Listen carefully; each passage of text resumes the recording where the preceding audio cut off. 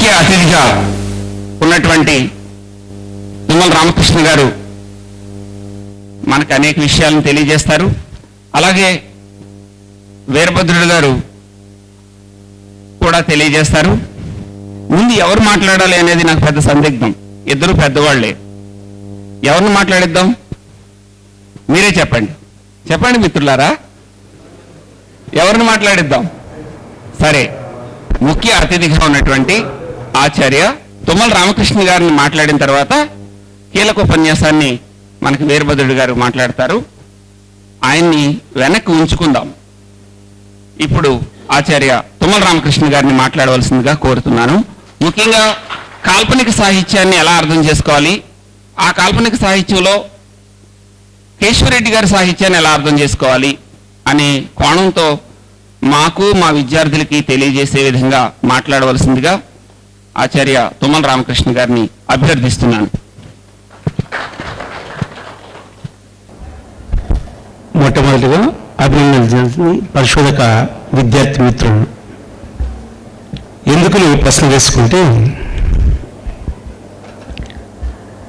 గత 4-5 దశాబ్దాలుగా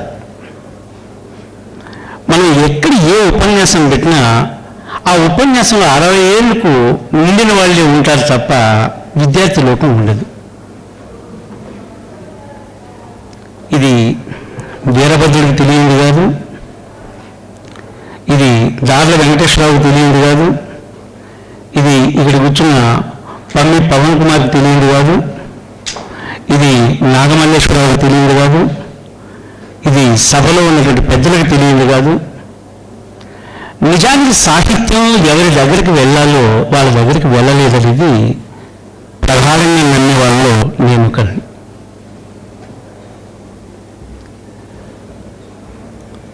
బుద్ధిజీవుల పనులకి మనం కారణాలు వెతకలేము కూడా. అయితే మొట్టమొదటిగా హైదరాబాద్ విశ్వవిద్యాలయం లాంటి చోట్లు ఈ హైదరాబాద్ సాహితీ సమితి, ఈ బహుజన స్టూడెంట్స్ ఫ్రంట్ వీళ్ళిద్దరూ కలిసి ఒక జాతీయ సదస్సుని ఇక్కడ ఏర్పాటు చేసుకోవాలి అనేటటువంటి ఒక ఆలోచన రావడం అనేది అభినందనీయం. ఎందుకంటే నేను ఈ మధ్యకాలంలో చాలా చాలా చాలా చాలా చాలా ఉపన్యాసాల్లో అక్కడ ఒక అరడజన మంది కూడా ఉండరు. మనం ఎవరికి మాట్లాడుతున్నాం? ఏ విద్యార్థి లోకానికి మాట్లాడుతున్నాం? ఏ పాఠక లోకానికి మాట్లాడుతున్నాం?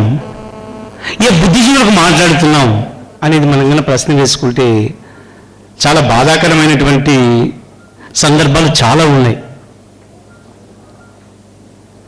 సరే, ఎలాగైతే నేను ఒక మంచి కార్యక్రమానికి శ్రీకారం చుట్టారు కాబట్టి మిమ్మల్ని అందరినీ అభినందిస్తున్నాను. ముఖ్యంగా విద్యార్థి మిత్రులను, పరిశోధక మిత్రులను. ఇక 2 సభా అధ్యక్షులు దార్ల వెంకటేశ్వరరావు చాలా జాగ్రత్తగానే పరిచయం చేశాడు అన్నీ కూడా. అట్లాగే వేదిక మీద ఉన్నటువంటి పెద్దలు చిన్న వీరభద్రుడు గారు, బహుశా నాకు తెలిసి నా అనుభవంలో, నేను విన్న వాళ్ళలో, నేను చూసిన వాళ్ళలో ఒక విలక్షణమైనటువంటి లోచూపు అటు సమాజం పట్ల, సాహిత్యం పట్ల కలిగి ఉన్నటువంటి కవి మిత్రుడు, పరిశోధక మిత్రుడు, సృజనకారుడు. ఆయన కథలు నేను చదివాను, ఆయన కవిత్వం నేను చదివాను, మ్యాన్స్క్రిప్ట్స్ చదివాను. ఒక 2 దశాబ్దాలకు ముందే నాకు పరిచయం అయ్యి కర్నూలు లాంటి చోట్లో సాహితీ స్రవంతి అని ఒక సంస్థను ఏర్పాటు చేస్తే అందులో ప్రధాన భూమికను పోషించినటువంటి వీరభద్రుడు గారు. ఆ తర్వాత ఎక్కడికి వెళ్ళిన హీరాలాల్ మా గురువు అని చెప్తే మేమందరూ సంతోషపడేవాళ్ళం. కర్నూలులో హీరాలాల్ సాహిత్యానికి ఓ పట్టుగొమ్మగా నిలబడ్డాడన్నమాట. ఆ బండ్లమిట్టలో ఉండేవాడు. అట్లాగే వేదిక మీద ఉన్నటువంటి రామారావు గారు కానీ, డానియల్ కానీ, ఇంకా గంగప్రసాద్ కానీ ఇతర మిత్రులందరూ కూడా వాళ్ళ స్థాయిలో వాళ్ళు పనిచేస్తున్నారు. డానియల్ కూడా దీని యొక్క లక్ష్యాన్ని చాలా జాగ్రత్తగానే చెప్పాడన్నమాట. అంటే సాహిత్యం ఎలా సృజింపబడుతుంది, ఎలా పాఠకుల్ని చైతన్యవంతం చేస్తుంది, సమాజంలో సాహిత్యానికి ఉన్నటువంటి స్థానం ఏది, అది నిర్వహించేటటువంటి పాత్ర ఏమిటి అనే విషయాలను కూడా చాలా జాగ్రత్తగానే మాట్లాడారు. సరే, ముఖ్య అతిథిగా నన్ను మాట్లాడమన్నారు. అందులో అధ్యక్షుల వారు 2-3 మాటలు కొన్ని జాగ్రత్తగానే చెప్పాడు. కాల్పనిక సాహిత్యం, కల్పన సాహిత్యం, సృజనాత్మక సాహిత్యం, వీటిని కొంచెం స్పష్టంగానే మనం అర్థం చేసుకోవాలి. బహుశా దాశరథి రంగాచార్య మనకు తెలంగాణలో ఒక దిగ్గజం లాగా ఉండి నవల సాహిత్యాన్ని అందించినటువంటి చిల్లరదేవుళ్ళు కానీ, జనపదం కానీ, మోదుగుపూలు కానీ ఇలాంటి నవలలు రాసిన ఆయన how to write a novel అని చెప్పి ఒక 5 ఏళ్ళు చదివాడట. How to read a novel అని చెప్పేసి మనం ఒక 2-3 ఏళ్ళైనా చదవకపోతే మనకేమీ అర్థం కాదని నా ఉద్దేశం. ఈరోజు ప్రపంచవ్యాప్తంగా నాగరికత, లిపి ఉన్నటువంటి భాషలన్నింటిలో కూడా వచన సాహిత్యం అభివృద్ధి చెందినట్లుగా మరో సాహిత్యం అభివృద్ధి చెందలేదు. దీనికి బలమైన కారణం ఆధునిక యుగానికి ఉన్నటువంటి లక్షణం. ఆధునిక యుగం ఆధునిక సాహిత్యానికి భూమికైతే వచన సాహిత్యం అనేది ఆధునిక యుగ లక్షణం కూడా. ఎందుకు ఈ మాట చెప్పాల్సి వచ్చిందంటే, అటు ఫ్రెంచ్ నవలను చదివినా, అటు జర్మన్ నవలను చదివినా, అటు అమెరికన్ నవలను చదివినా, అటు సౌత్ ఆఫ్రికన్ నవలను చదివినా, లేదా లాటిన్ అమెరికన్ నవలను చదివినా, లేదా బెంగాలీ నవలను చదివినా, లేదు ఒరియా నవలను చదివినా, లేదు కన్నడ నవలను చదివినా, లేదు మనకు తమిళ నవలను చదివినా,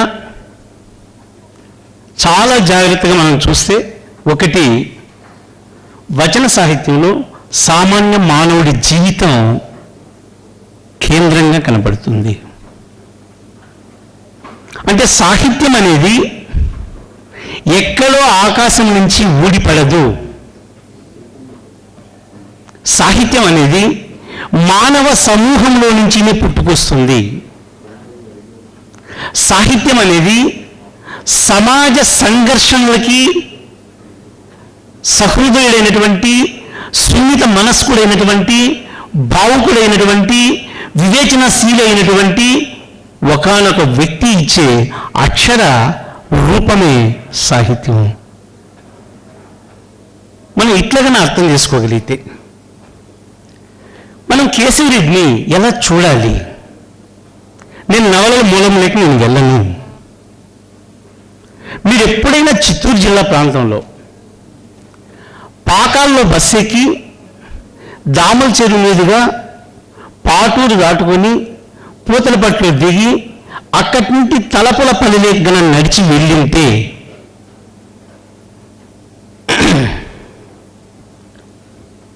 లేదు, ఒక పీరియడ్లో బస్సు ఎక్కి కల్లూరు మీదుగా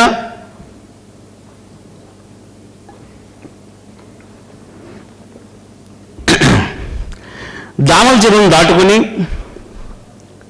రంగంపేట సంతం చూసుకొని అక్కడి నుంచి పూతల పట్టుకెళ్ళి అక్కడి నుండి మళ్ళీ తలుపులపల్లిలోకి ఒక చెరువు కట్ట మీదుగా ఒక చింత తోపులో నుంచి ఆ పల్లెలోకి వెళ్ళింటే మీకు కేశవరెడ్డి అంటే ఏమిటో కొంచెమైనా తెలిసింది.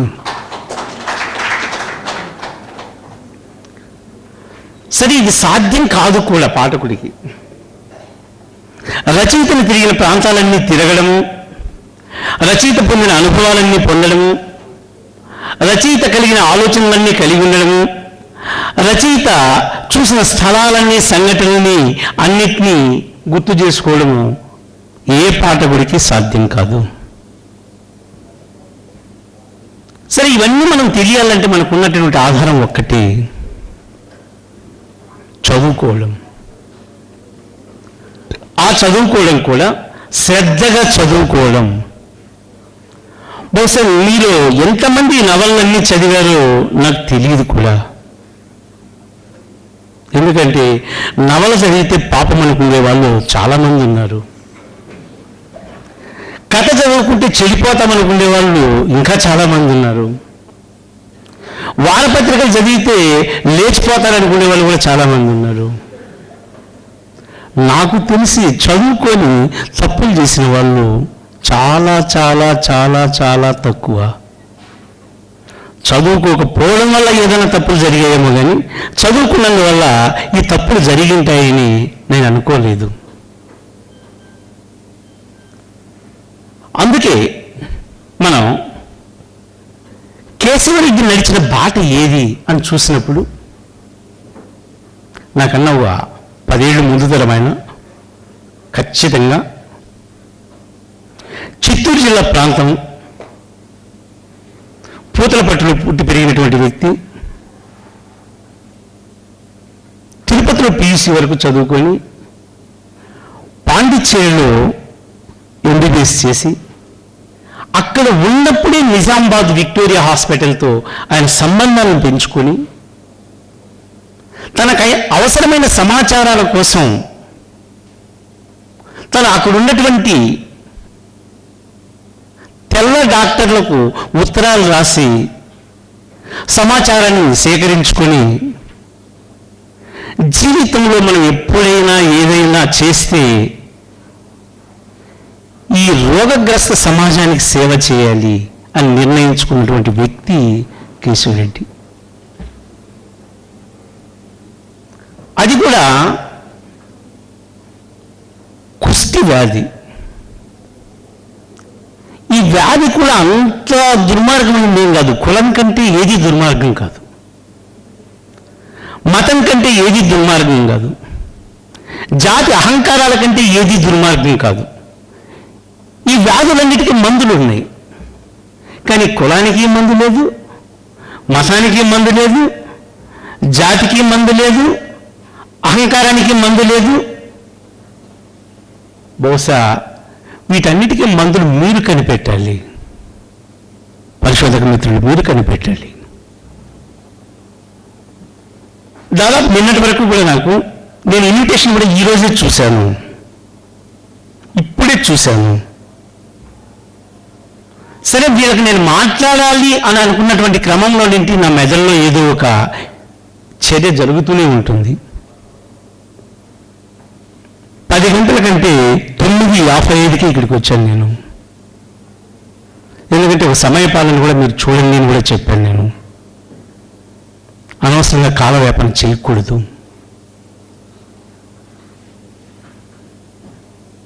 ఈ సందర్భంలో కేశవరెడ్డిని ఒక వచన సాహిత్యాన్ని ఎట్లా సృజింపబడుతుంది? అందరము మనుషులమే, మనం అందరము. కేశవరెడ్డి ఎందుకు విలక్షణంగా కనపడుతున్నాడు మనకు? కేశవరెడ్డికి ముందున్నటువంటి చిత్తూరు జిల్లా సాహిత్యాన్ని మనం గమనిస్తే ఒక రాజారాం కానీ, ఒక ముంగర్ శంకర్రాజు కానీ, ఓ పులికంటి కృష్ణారెడ్డి కానీ, ఓ కలవకుల సదానంద కానీ, ఓ మహేంద్ర కానీ, ఓ నరేంద్ర కానీ, ఒక రాసాని కానీ, ఒక దేవేంద్రాచారి కానీ, ఇంకా ఇంకా నేను చెప్పలేని పేర్లు చాలా ఉండొచ్చు. వీళ్ళందరినీ గమనిస్తే కేశవరెడ్డి లాగా బహుశా ఆయన ముందు తరము రాయలేదు, ఆయన తర్వాత తరము కూడా రాయలేదు.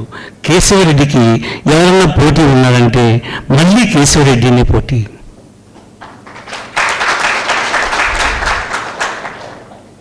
ఎందుకు ఈ మాట అంటున్నామంటే, కేశవరెడ్డిని మేము బాగా చదివే రోజుల్లో ఆయన క్షుద్రదేవతలు, అసలు క్షుద్రదేవతలు అంటే ఏమిటి, అసలు ఈ పేరు ఎక్కడి నుంచి పెట్టాడు, ఇన్క్రెడిబుల్ గాడెస్ అని. ముందర నాకు తెలిసి నేను చిత్తూరు జిల్లావాడిని కాబట్టి బొంతల గంగమ్మ అంటారు. ఒక ఓడల చెట్టులాగా ఉంటే పొరక, చాట, పాత బట్టలు ఇవి అవి అక్కడ ఇచ్చేసి ఉంటారు. దీన్ని ఏమన్నా క్షుద్రదేవత అని అనుకున్నాడా? ఊరికి ఏమీ జరగకూడదు అని. ఈయన ఊహించినటువంటి క్షుద్రదేవతలు ఎవరు? ఊర్లో ఉన్నటువంటి పెత్తందారుల, ఊర్లో ఉన్నటువంటి భూస్వాముల, ఊర్లో ఉన్నటువంటి జాతి కుల అహంకారాల్లో ఉన్నటువంటి వాళ్ళ. ఈ క్షుద్రదేవతలు ఈ ఊరిని ఎట్లా పీల్చి పిప్పి చేసేయి. ఆ ఇంక్లూబుల్ గాడెస్ వచ్చినప్పుడు కానీ, ఆ తర్వాత బానిసలు భగవాన్ ఉవాచ అని రచన వచ్చినప్పుడు కానీ, ఇవన్నీ పెద్ద కథలు, నవల్లో అనడానికి లేదు. ఇక్కడ మళ్ళీ మనం ఒకసారి కథానిక, కథ, నవలిక, నవల ఈ సరిహద్దులు చెరిపేసి మాట్లాడుకుందాం. వీటన్నిట్లో ఉండేది సృజనే, కల్పనే. తన అనుభవం ద్వారా తను ఎలా ఒక కథని సృష్టిస్తాడు. మనం కూడా రోజు చూస్తూనే ఉంటాం అన్నీ, కానీ దేన్ని పట్టించుకోవడం. అదే సినిమాలో చెప్పినట్లు తిన్నామా, పడుకున్నామా, తెల్లారిందా అన్నట్లే ఉంటాం మనం. ఇంత గొప్ప ఊహలు ఎలా వచ్చాయి కేశవరెడ్డికి? అంటే మొత్తం సాహిత్యాన్ని, తెలుగు సాహిత్యాన్ని, ఆధునిక సాహిత్యాన్ని ఎంత జాగ్రత్తగా పొరలుగా భూమిలోకి చొచ్చుకొని పోకపోయింటే కేశవరెడ్డి ఎవరైతే అభాగ్యులుగా ఉన్నారో, ఎవరైతే అనాథులుగా ఉన్నారో, ఎవరైతే అతి శూద్రులుగా ఉన్నారు, ఎవరైతే అంటరాని వాళ్ళుగా ఉన్నారు, ఎవరైతే ప్రధాన జీవన స్రవంతిలో భాగం కాలేకుండా పోయారు, వీళ్ళందరూ మనుషులే. వీళ్ళందరూ శ్రమ పడుతున్నారు. వీళ్ళందరి శ్రమ వల్ల సంపద సృష్టింపబడుతుంది. కానీ సాహిత్యంలో వీళ్ళు ఎక్కడా కనపడడం లేదు. ఎక్కడికి పోయింది సాహిత్యం? ఏమైంది? ఎవరి కోసం సాహిత్యం సృజించబడింది? ఇది కేశవరెడ్డి ఆలోచించుకున్న తర్వాత ఆయన రాసినటువంటి గొప్ప నవలల్లో అతడు అడిగిని జయించాడు. అంతవరకు ఉన్నటువంటి సాహిత్య ఇతివృత్తాలు ఎలా ఉన్నాయో చూడండి. ఎందుకంటే నవల అనేది పెట్టుబడిదారి సమాజం మానవ ప్రపంచానికి ఇచ్చినటువంటి ఒక అపురూపమైనటువంటి కానుక. నవలంటేనే ఒక సజీవ జగత్తుతో పరిచయం చేసే కళాకృతి. నవలంటేనే యథార్థ జీవితాన్ని యథార్థ దృష్టితో అధ్యయనం చేసి వచనంలో చెప్పేటటువంటి ఒకానొక రచన.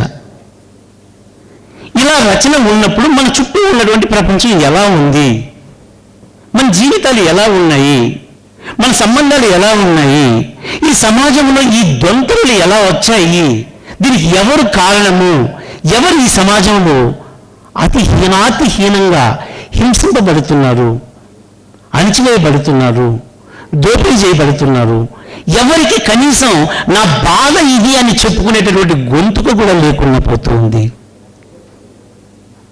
దీన్ని కేశవరెడ్డి చాలా జాగ్రత్తగా తనకు ముందున్నటువంటి సాహిత్యాన్ని అధ్యయనం చేశాడు. కాబట్టి ఆయన బహుశా ప్రపంచ సాహిత్యాన్ని బాగా చదివినటువంటి 10 మందిలో కేశవరెడ్డి ఒకడు. ప్రపంచ సాహిత్యాన్ని తెలుగు నవల సిలబస్లో ఉంటేనే చదవలేనటువంటి స్థితిలో మనం ఉంటే మనం కేశవరెడ్డిని అంత బాగా చదివి ఉంటామా? అతడు అడిగిని జయించాడు నవల ఏమిటని చెప్పడానికి మనం Hemingway old man of the sea చదివామా?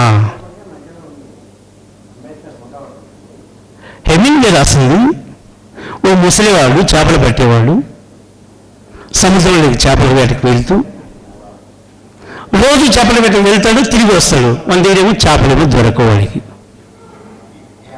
అక్కడ ఉన్నటువంటి యువకులు కూడా నా వెనకంటి రా చేపల వేటకని పిలుస్తాడు.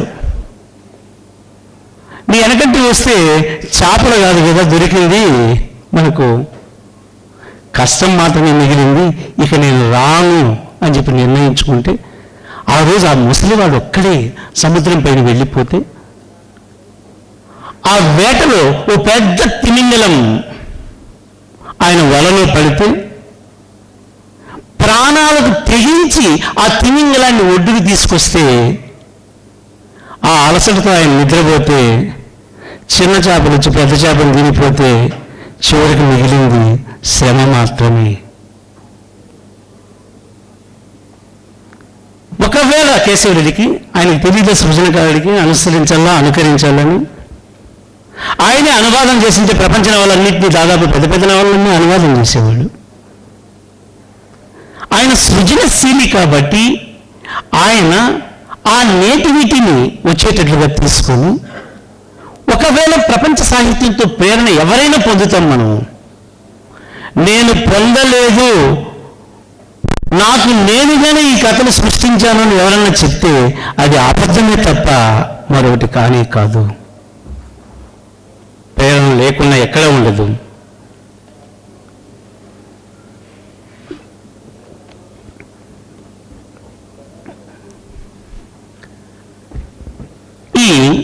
అతడు అడుగులు చేయించాడు. మేమందరం కూడా అసలు ఊపిరి సల్పుకోకుండా ఆ నవలను చదివామేమో అని అనిపిస్తుంది మాకు. అసలు ఎక్కడ చరిత్రలో ఒక పందులు మేపుకునేటటువంటి ఒక ముసలివాడు, వానికున్న ఆస్తి అంతా ఒక గుడిసె, ఆ గుడిసె చుట్టూ తడికలు, అక్కడే పందులకు కుడితి పెట్టుకోవడం.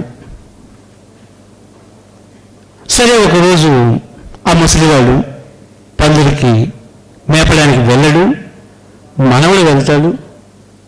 ఒక ఈన మోపినటువంటి సుక్క పంది గుడిసికి రాదు.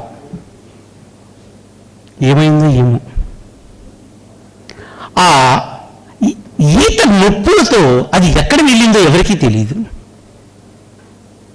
ఆ చుట్టూ వెతుక్కుంటా వెతుక్కుంటా వెతుక్కుంటా వెతుక్కుంటా వెతుక్కుంటా ముసలివాడు ఆ రాత్రి అడవిలోకి వెళ్ళిపోతే, ఆ దారి కనుక్కోలేకపోతే, ఆ తీతువులో కూస్తూ ఉంటే, ఆ పక్షుల శబ్దాలు వింటూ, ఎక్కడో ఆ పొదల మధ్య ఆ ఈనమోపినటువంటి పంది తన పిల్లల్ని ప్రసవించి అది వాటిని కాపాడుకుంటూ ఉంది. ఎందుకు కాపాడుకుంటుంది? అడవిలో ఉన్నటువంటి మృగాలు, చుట్టూ నక్కలు కూర్చుంది. ఆ క్రూర జంతువు ఎలా ఉంటుందంటే పంది అనేది ఆ సందర్భంలో ఒక భయంకరమైనటువంటి, మనం పోల్చడానికి కూడా లేదు. అటు దగ్గరికి ఎవ్వరొచ్చినా తన వ్యక్తి, తను రోజు మేపుతూ ఉన్నటువంటి వ్యక్తి, తనకు ఆహారం పెడుతున్నటువంటి వ్యక్తి వస్తే కూడా దగ్గరకు రానివ్వదు. అంత క్రూరంగా ఉంటుంది ఆ జంతువు. ఈ క్రమంలో ఆ ముసలివాడు ఎదుర్కొన్నటువంటి కష్టాలు, చివరికి తన ప్రాణాన్ని కాపాడుకోవడం కోసం తను ఆ పందిని చంపేయడం, ఆ మృగాల్ని తరిమేయడం, ఆ పిల్లల్ని తీసుకొని వస్తే, ఊర్లోకి వస్తే చిట్ట చివరికి ఆ పిల్లలు నిర్జీవులైపోయి ఉంటాయి.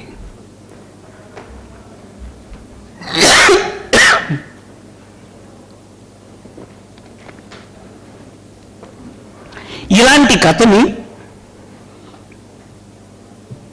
కేశవరెడ్డి ఎన్నుకోవడం వెనుక అతనికి ఉన్నటువంటి సామాజిక దృక్పథం, అతనికి ఉన్నటువంటి మానవీయ కోణాలు. అందువల్లనే చాలామంది ఏం చెప్తారంటే,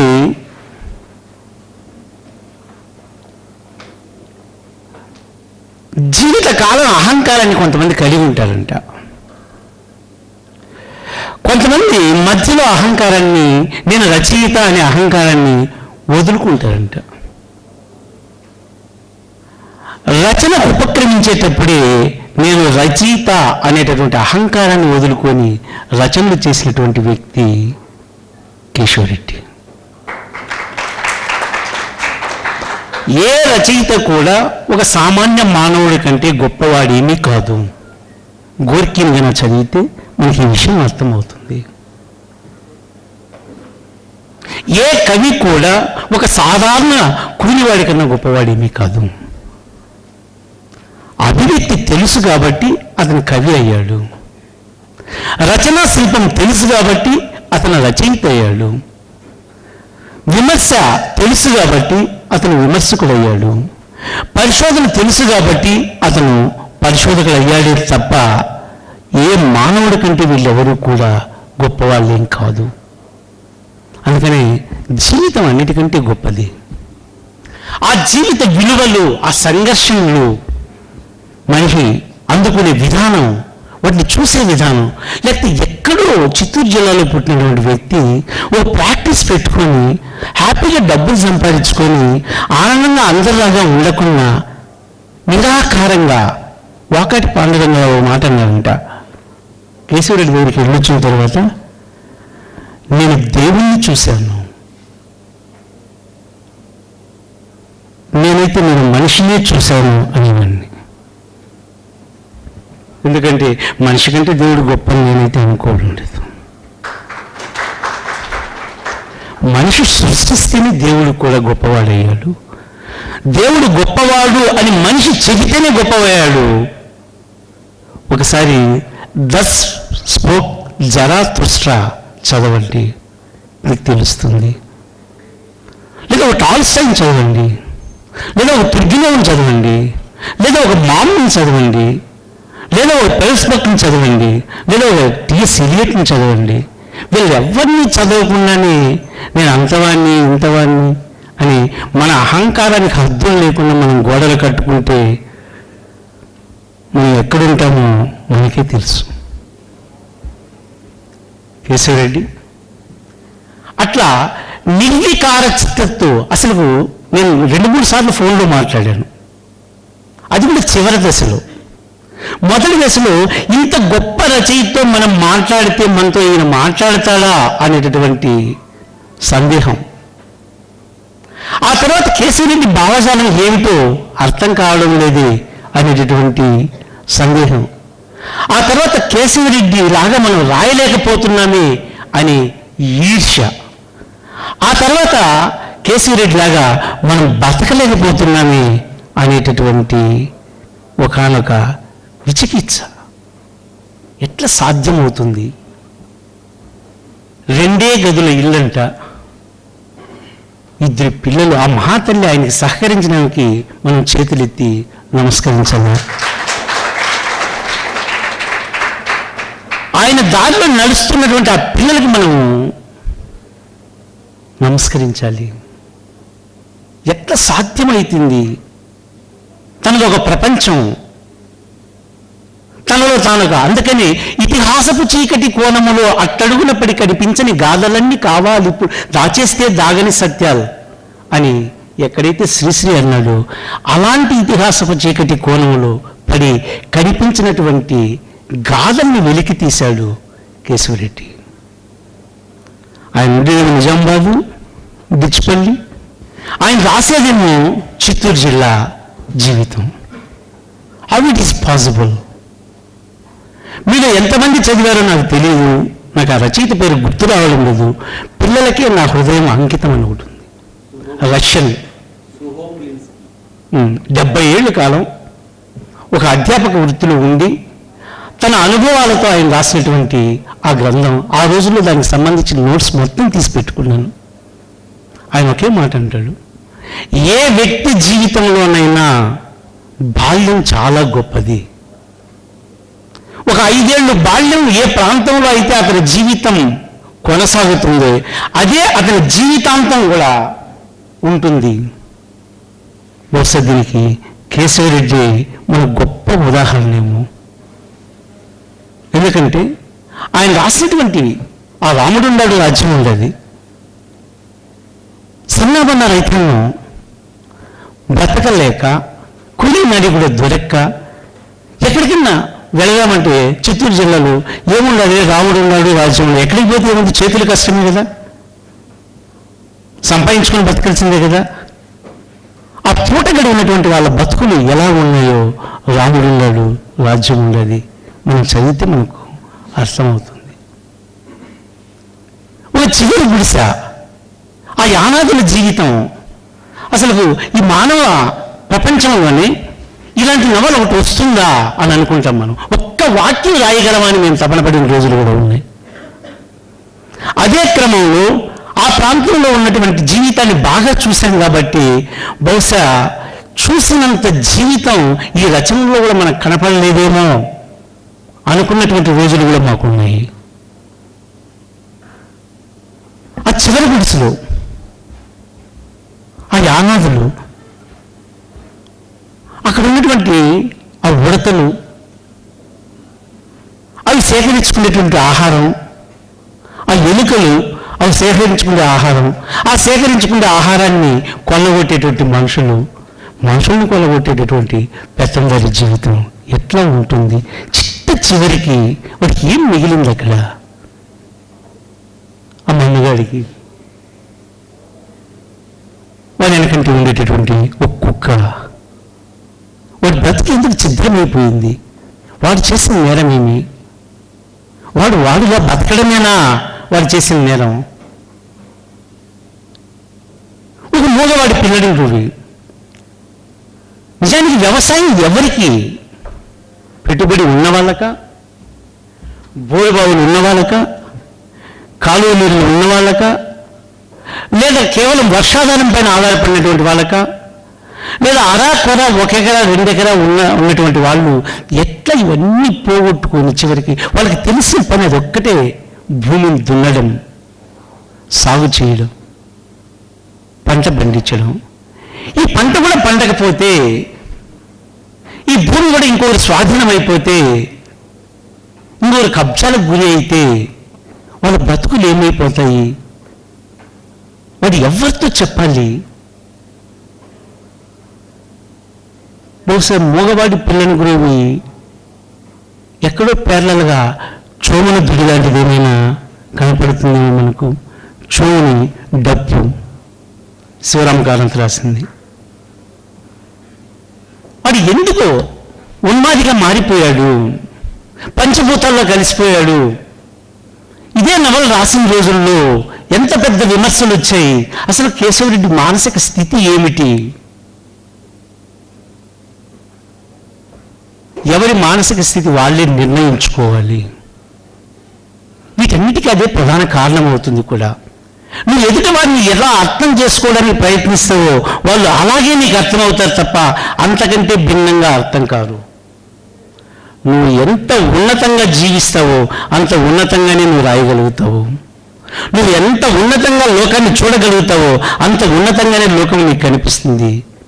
నువ్వు ఎంత గొప్ప భావుకుడిగా ఉంటావో నువ్వు అంత గొప్పగా రచనని నువ్వు అందించగలుగుతావు. నాకు ఇచ్చిన సమయం సరిపోయింది, నాకు అర్థమవుతుంది.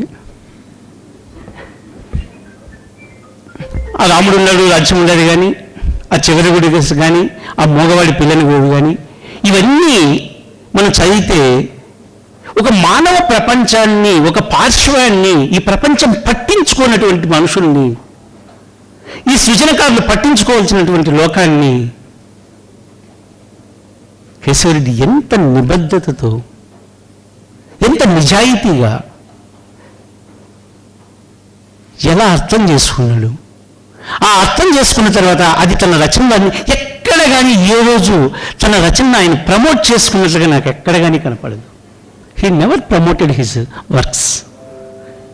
ఆయన మిత్రులు చాలామంది ఆయన దగ్గరికి వెళ్ళిన వాళ్ళు కూడా మీరు ఇది చదివారని ఎప్పుడూ అడగలేదంట. ఆయన రాయడమే ఆయన బాధ్యత, చదవడం లోకానికి సంబంధించింది, చెప్పడం అధ్యాపకుడి బాధ్యత.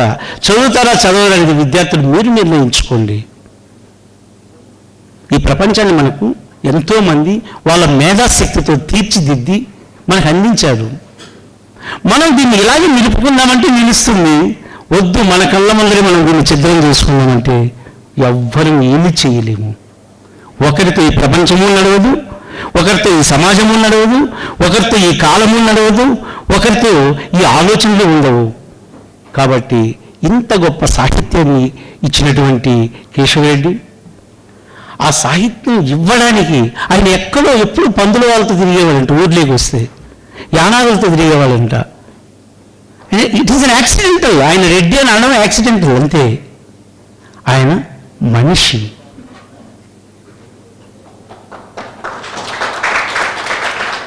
ఈ సాహిత్యాన్ని మనం నిలుపుకోవాలి, మనం కొన్ని తరాలకు ప్రేరణగా అందించుకోవాలి అంటే మనం ఇలాంటి సదస్సులు పెట్టుకోవాలి, తెలిసిన వాళ్ళు మాట్లాడాలి. నాకు తెలుసు వీరభద్రుడు ఎలా చదివాడో నాకు తెలుసు. మీకెవ్వరికీ అర్థం కాని వీరభద్రుడు నేను అర్థం చేసుకున్నాను. కాబట్టి ఆయన ఇంకొంత ఎక్కువ మాట్లాడితే బాగుంటుందని ఆశిస్తూ నాకు ఇచ్చినటువంటి పరిమితి మధ్య నేను కేవలం ఇవన్నీ కూడా నా ధైర్యానికి తెచ్చుకున్నాను తప్ప మీకోసం కాదు. ఈ అవకాశాన్ని కల్పించినటువంటి బహుజన విద్యార్థి మిత్రులు, అలాగే హైదరాబాద్ సాహితీ సమితి, ఇంతసేపు ఓపికగా నేను చెప్పిన మాటలు విన్నటువంటి మీకు, మీ అందరికీ కూడా పేరు పేరున నమస్కరిస్తూ సెలవు తీసుకుంటున్నాను. కొంతమంది మాట్లాడుతుంటే అలా వినాలనిపిస్తూ ఉంటుంది. ఆయన మాట్లాడుతుంటే అలా వినాలనిపిస్తూ ఉంటుంది. రామకృష్ణ గారు మాట్లాడుతుంటే కాల్పనిక సాహిత్యాన్ని ఎలా అర్థం చేసుకోవాలి, ఒక రచయితను ఎలా అర్థం చేసుకోవాలి, ఆ రచన నేపథ్యాన్ని అర్థం చేసుకోవడానికి రచయితను ఎలా అర్థం చేసుకోవాలి అని చెప్తూనే ఇన్క్రెడిబుల్ గాడెస్, రాముడుండాడు రాజ్యం ఉండాది, చివరికి గుడిసే, అతడు అడవిని జయించాడు, శ్మశానం దున్నేరు మొదలైనటువంటి నవలల్లో ఉన్నటువంటి అనేక అంశాన్ని మన ముందు ఉంచారు. ముఖ్యంగా రాయలసీమ ప్రాంతం నుంచి రావడం వలన స్వీయానుభవం కూడా మనకు తోడైంది. అదో మన పెద్ద ప్లస్ పాయింట్ ఇక్కడ. కాబట్టి ఒక అద్భుతమైనటువంటి ప్రసంగాన్ని మనం వినగలిగాం. ఆయన కథకు, కథానికకు, నవలికకు నేను ఇక్కడ ఆ పరిధుల్ని విస్మరించి మాట్లాడుతున్నాము అంటే దాన్ని మనం చర్చించుకోవాల్సిన అవసరం చాలా ఉంది అని పరోక్షంగా చెప్తున్నారు ఆయన. కాబట్టి మనం ఈ ప్రక్రియాపరమైనటువంటి చర్చ మన అకాడమిక్ రంగంలో చాలా అవసరం. అది కూడా చేయాల్సిన అవసరం ఉంది. దాన్ని కూడా సూచించినటువంటి రామకృష్ణ సార్కి ధన్యవాదాలు తెలియజేస్తున్నాను.